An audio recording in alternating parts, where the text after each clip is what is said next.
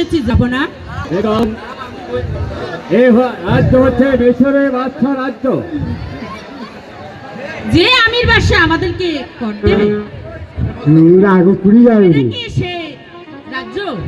হ্যাঁ, তোমার অনুমান সত্য যে আমার এই রাজ্য অপেক্ষা করবো না, এখানে ডাকাতের ভয় আছে। যাব না, যাবো না। দুবারই হাওয়া উঠেছে, আমরা আর এখানে অপেক্ষা করবো না, এখন এই বজরা ছেড়ে দেশে যাত্রা করবো। যাবো না,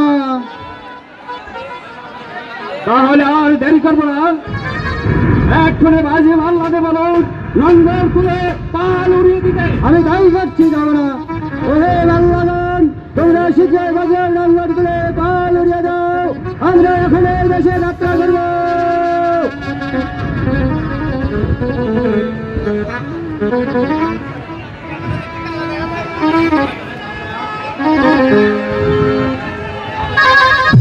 যাবো না, ডাকাত হচ্ছে, এদিকে ডাকাত হচ্ছে, তাদের হাতে আমি বন্ধু লাড়ি রেখেছি। যাবো না, চলুন আমরা এখান থেকে চলে যাই।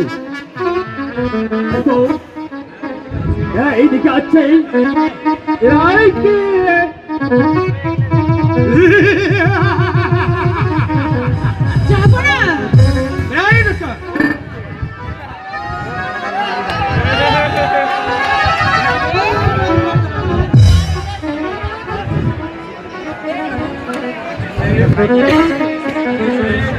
যাব না। টাকা পয়সা যা আছে সব দিয়ে দাও। আমি তাই করছি, যাব না। এই নাও চাবি।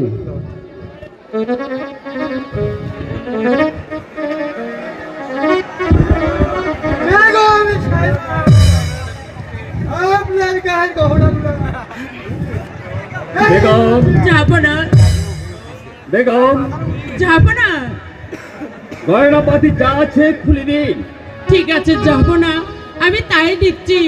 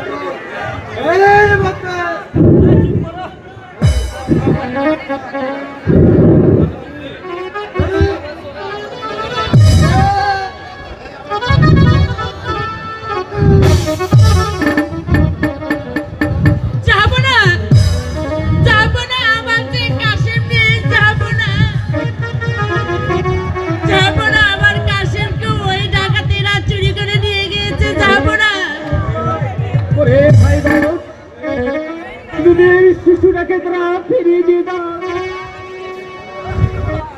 ওরে নিষ্ঠুর ডাকাতের দল, তোরা যে আমার সর্বস্ব কিনে নিয়ে গেলি, আমার বুক থেকে আবার দুধের শিশুকে কেড়ে নিয়ে গেলি। হ্যালো হ্যালো হ্যালো হ্যালো, এ দয়ময় কথা, তুমি বিচার করো খোদা, তুমি বিচার করো। যাবো না, তুমি আছো, আমি কাঁদবো না। আর কি হবে? আমি আর কাঁদবো না,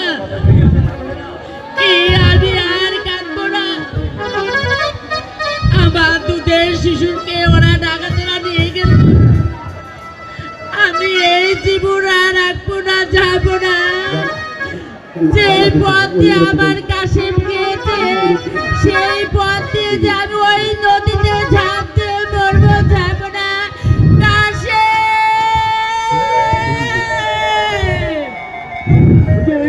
জাহাবনা ওই বজরা দন্দা বন্ধ করে আমি তাই করছি জাহাবনা, আমি তাই করছি। হে আল্লাহ, তোমরা বজরা দরজা বন্ধ করে দাও, বেগম যেন হাত দিলে না বলে।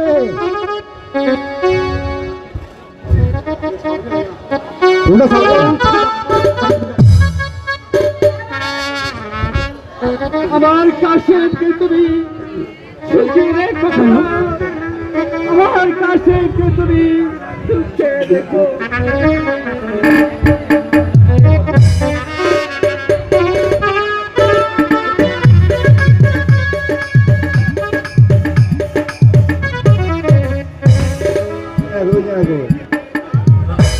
আপনারা আছে তো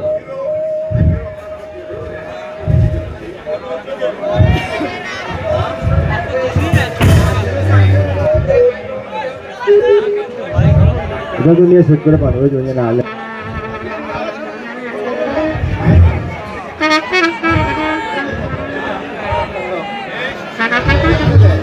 ওই শেলো কাজ লালন মালন সে হবে না। ওকে তুই আমার কাছে দে, আমি আমি মেরে গেল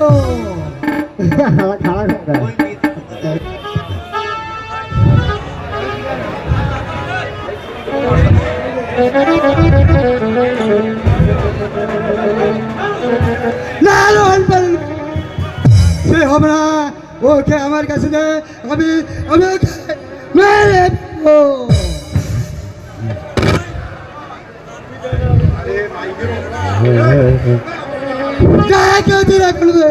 উদার দোহাই মানা।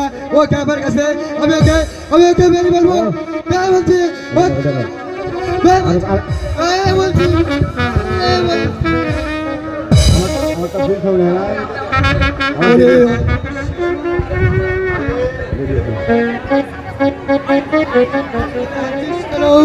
আমরা যে টাকা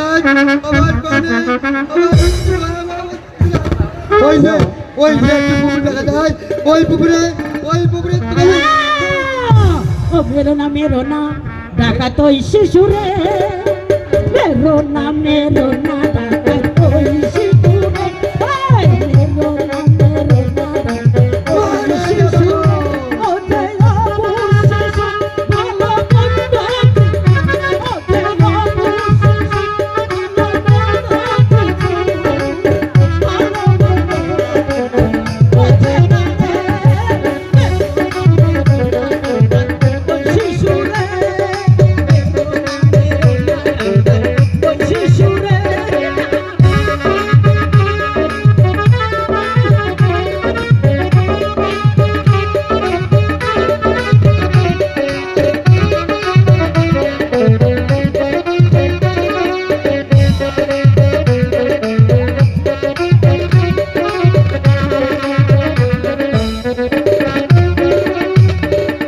শিশুরে মারবে যদি বাপের বিচার করবে বিধি, ওই শিশুরে মারবে যদি বাপের বিচার করবে বিধি, সেই দিন হবে হত্যার বিচার, সেই দিন হবে হত্যার বিচার, সেই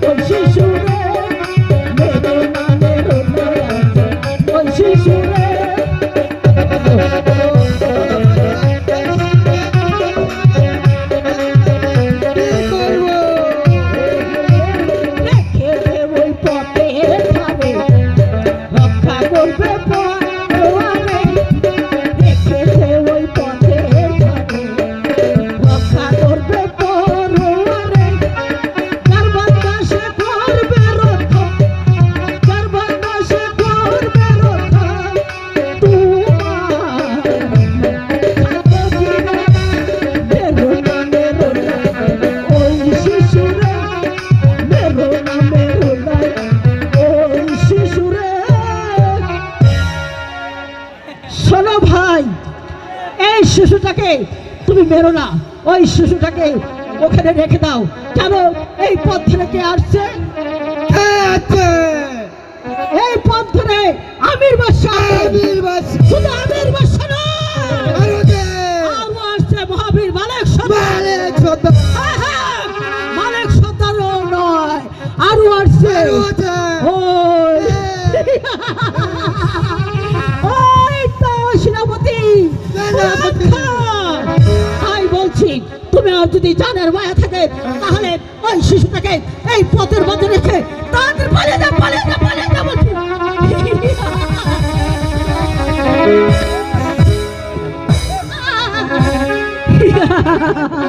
ওরে শিশু, তুই খিলখিল করে হাসছিস কেন? যতদিন তুই বেঁচে থাকবি এই পাগল তোর সঙ্গে থাকবে, তোর পাগল তোর সঙ্গে থাকবে।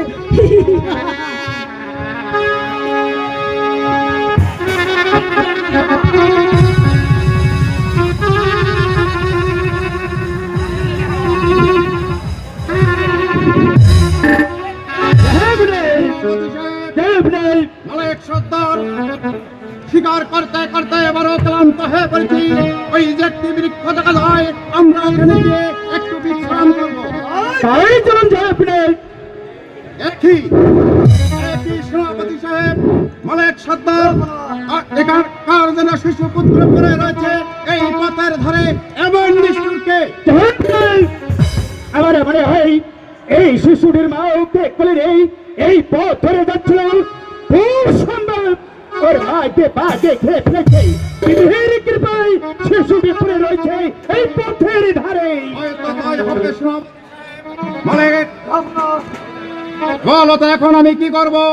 এখানে এসেছি শিকার করতে, সম্মুখে পড়লো একটি অবশ শিশু। এই শিশুকে এখানে রেখে গেলে ওই খোদার কাছে জবাব দেব। পারবে না, দেখতে তো পারছো।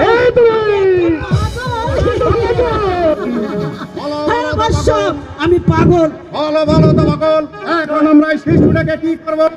বাদশা, ওকে আদর করে যত্ন করে কোলে তুলে নাও। নাও নাও নাও বলছি, নাও নাও নাও। নিয়েছো বাদশা? শোনো বাদশা, এই মুহূর্তে তোমার ওই শিশুটাকে ওই মালিক সর্দারকে দান করো। হ্যাঁ তাই করবো। হ্যাঁ, দান করো।